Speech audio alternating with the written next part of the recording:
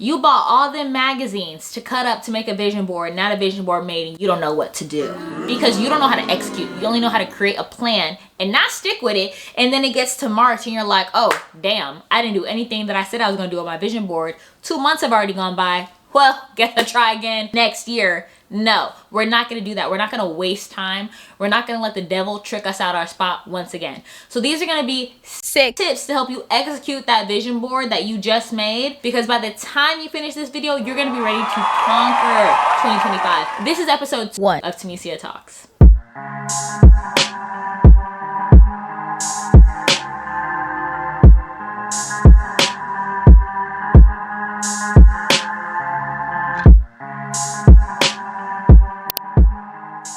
Tomicia Talks is a women's empowerment series that helps you grow from the inside and out as you're navigating your 20s. Everything that I share in this series is something that I've either gone through or something that I'm aspiring to, so you know that's coming back with research or real life lived examples. So the first tip that you need to know is that faith without works is dead. Those who do not work shall not eat. That's what the Lord basically said.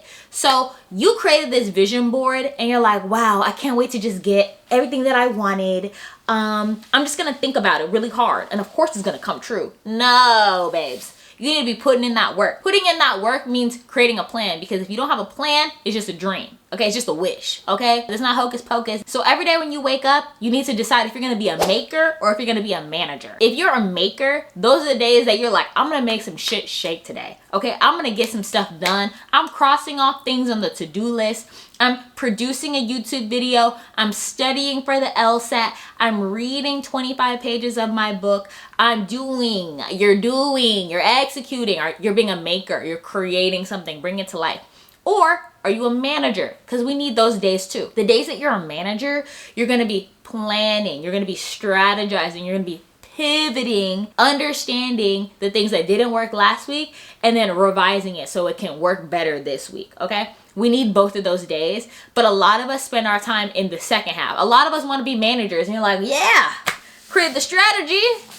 Now where's the fruits of my labor? Nowhere to be found, because you were not being a maker this week. You were managing nothing. You were playing around in your planner. You got a digital planner, a physical planner, you got a planner on your wall, the little whiteboard kind, and you ain't did a dang thing. You ain't did diddly squat. Step 2, you need to think in quarters. Think in seasons. Winter, spring, summer, fall. Q1, Q2, Q3, Q4. Every 90 days, you should be accomplishing some kind of goal. In 12 months, you can't do everything at the same time. So you need to break up all your goals into quarters, into 90-day periods. So from January to March, what is that 1 or 2 big goals that you can accomplish in that 3-month span, in that 90-day span?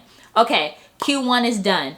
Q2, April, May, June. What can you do in those 3 months to get something done? And it just continues throughout the end of the year. So by the end of the year, you're able to understand what you actually executed in those months, because this will provide you with a clear visual to see how you actually allocated your time. And at the end of each quarter, you're gonna do a reflection, okay? You're gonna talk about the things that were successful, your wins, the things that were unsuccessful, the things that were failures, your losses, and then you're gonna talk about what you're gonna do for that next quarter, right? We're gonna plan based on what we actually got done, because sometimes the plan needs to readjust. Sometimes we need to pivot. Sometimes we do more than we expected. Sometimes we do less than we expected, more often than not. So we're gonna pivot our plan. Thank you. So for example, if you're focused on getting a new job next year, Q1 might be solely focused on the job hunt. You cut out all this extra stuff. You're actually not gonna go to the gym right now because that's not the priority. You need to spend all your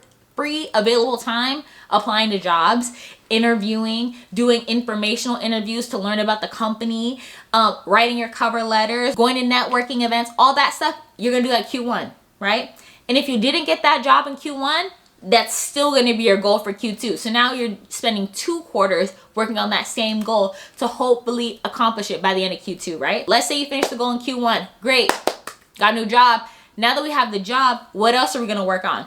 Are we working on our side hustle in Q2? Are we working on our fitness in Q2? We're going to the gym consistently. Are we doing YouTube consistently? What are we doing? Are we getting into a relationship? We're focusing on dating in Q2, right? You're only gonna move on to a new goal or add a new goal on top of it if you've already accomplished what was the primary thing you needed to do in the first quarter, right? Great. Step 3, execute in months, weeks, or days. Okay, now I let this be its own point because we need to really fine tune our quarterly strategy into a more actionable plan, and we can do that by working in a smaller chunk. So we're not just going to look at January, February, March. We're just going to look at January and planning January. Now, some people, they can do a full monthly spread on a calendar, and that helps them visually. Some people need to break it down by weeks, you know, what I'm doing this week, this week, this week. And some people need to know it down to the day, almost down to the hour. I am not the person that needs to plan my day down to the hour because a lot of things shift and change for me. I tend to stick at the month to the weekday, and I just let the days of the week, how they flow, tell me what I'm gonna get done that week. But as long as it's done by the end of the week, I feel accomplished. So depending on the type of person that you are and the way that your brain works, the way that executing works best for you, you'll choose a different strategy. So again, month, week, day, sometimes even hour. You're gonna find a system that works, whether it be a digital planner, a physical planner, the monthly wall calendar. Personally, I use all 3 of them, okay? Because I have undiagnosed ADHD, and I know if I don't see it multiple places, I will forget about it. If I don't have an alert on my phone, I will forget about it. So trying to make sure that you set yourself up for success is gonna be the best thing that you can do. And the way that I execute during the week is I choose 3 things. What are my 3 intentions? What are my 3 goals that I'm going to make sure that I get done by the end of the week? I'm someone who has a very long running to-do list that I can easily feel overwhelmed by. I'm like, dang, I didn't get nothing done this week because my to-do list is long as heck. You're going to choose 3 things each week that you definitely need to get done if nothing else gets done. This is kind of based on Erin on Demand's top 3 strategy. Love her down. If you have more time to get other things done, great, you're an overachiever. If you don't get those 3 things done, you're an underachiever though. And you're letting your procrastination win, you're letting your perfectionism win, you're letting your distractions win, you're letting Satan trick you out your spot, and we're not gonna do that. And to make sure that that doesn't happen, it leads us right into tip 5. You need accountability buddies. Who are your crew that's gonna make sure that you get done what you need to get done during the week? Because if you leave it to your own devices, it ain't gonna get done. If you leave it to your own devices, you're gonna procrastinate it, put it off till next week. Start on Monday. You ain't starting on Monday. You never start on Monday. One thing that I love to do with 2 of my friends is that we check in with each other every Sunday about our top 3 intentions for the week. And then during the week, or even on that next Sunday, we talk about what we accomplished. So as soon as we finish something, we'll text the group chat, hey, just read 25 pages of my book. Hey, just studied for the LSAT. And then on Sunday, we do a full review, right? We're like, how much of what we actually said we were gonna do last Sunday, we actually got done by this Sunday, and then talk about our intentions for that next week. We've been doing this for about 3 weeks now, and I am already feeling so productive. I'm filming this video right now because I set the intention last week, and I knew that if I didn't have these videos filmed, I was gonna be texting the group chat like, hey guys, didn't actually do what I said I was gonna do, and I'm the only one who didn't do what they said they was gonna do. Now I'm looking real dumb. Now I'm feeling real dumb. Not because my friends are making me feel dumb, but I'm like, dang, I'm the only one who didn't live up to their expectation for themselves.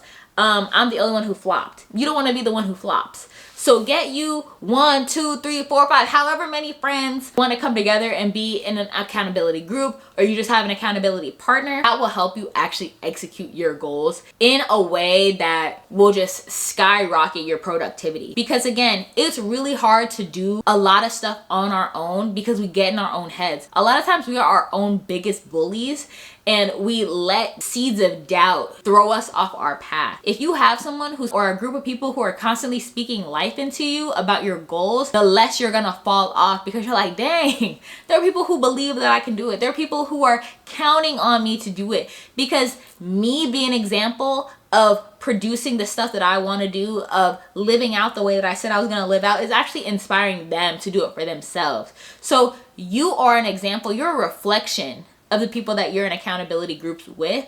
So make sure that you're supporting each other. Make sure that you're actually getting your stuff done, because if one wins, the other wins, and y'all gonna rise together. Hello. Now, our sixth and final tip is to rise up and reach back.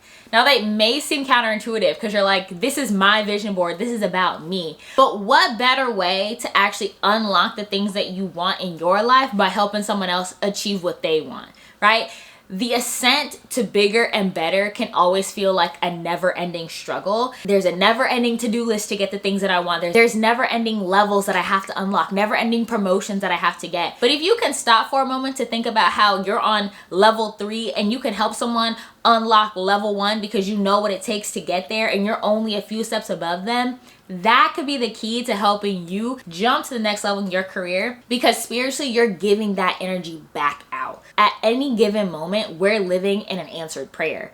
And so everything that we did to get to right now, somebody is 2 steps behind us and they want to be where we were, and now we're in a new place and we can help them unlock that place we just left and then get to this place we're at right now because we have the skill set to do that. As you're breaking glass ceilings and walking through doors that were once closed to you, think about how you can leave it propped open for the next person and impart some of your wisdom to help them get to where you just were. Honestly, I think that, again, we live in such an individualistic society that it's really easy to be like, me, my, this is everything, this is my little path.